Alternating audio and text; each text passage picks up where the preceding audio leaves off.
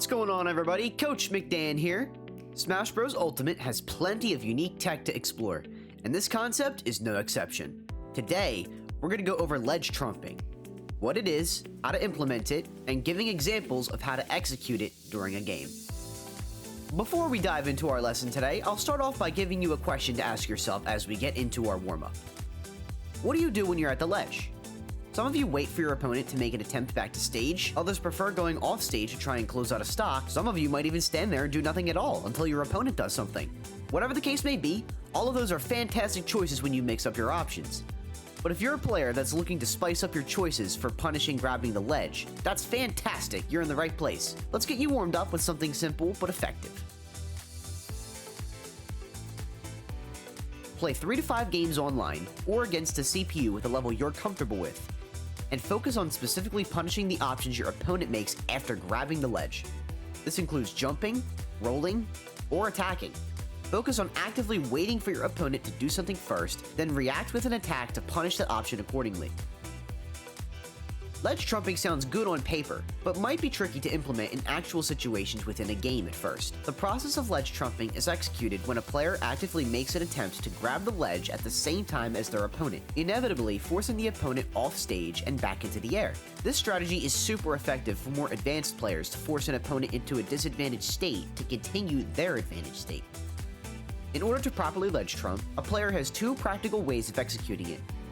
One way involves simply short hopping off stage and grabbing ledge, and the other, more advanced way, involves pointing directly down to ledge at the exact moment their character walks off the stage, followed up by pointing in the direction of the stage to grab ledge. Short hop ledge trumping can be a bit of a gamble, as your opponent is more likely to see what you're doing and will be able to punish it. But this second strategy is most effective and something the majority of players use. It can be quite easy to mess this up, as going too far away from the ledge will prevent you from grabbing it and just fast fall, ironically putting you in the situation where you're the one that needs to recover, and we don't want that. When attempting to ledge trump, an opponent already has to be holding the ledge themselves.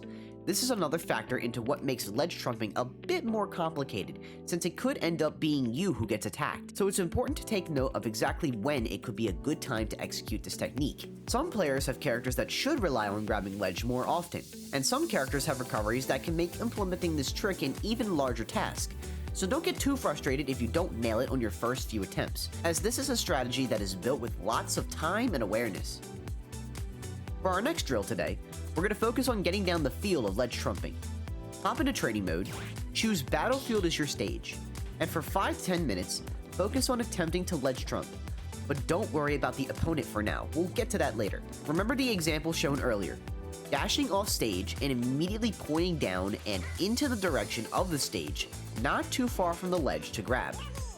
After a few minutes, if you're not able to pull this technique off, try using the other method where you short hop to grab ledge. And after you can consistently pull that off, try this first method again. Ledge trumping serves a very unique purpose, and that's to put an opponent into a disadvantaged state for our punish.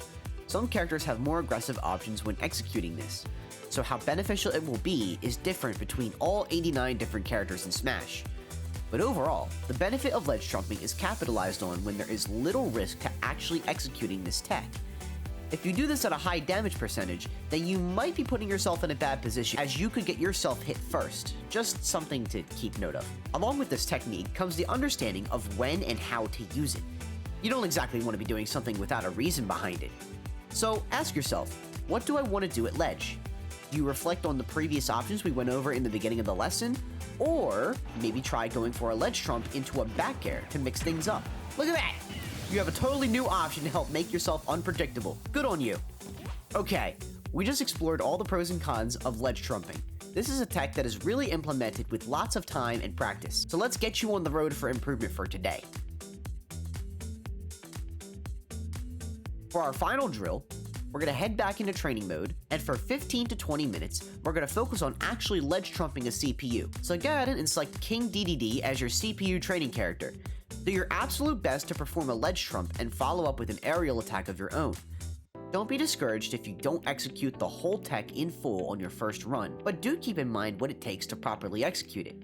Wait for your opponent to grab the ledge, dash off stage pushing downward, and into the direction of the stage to grab the ledge. And when your opponent gets propped up into the air, perform an attack. Do be patient with yourself and take breaks if needed, as the end goal of learning this concept will build you up to be even more of a dominant competitive player than you already are.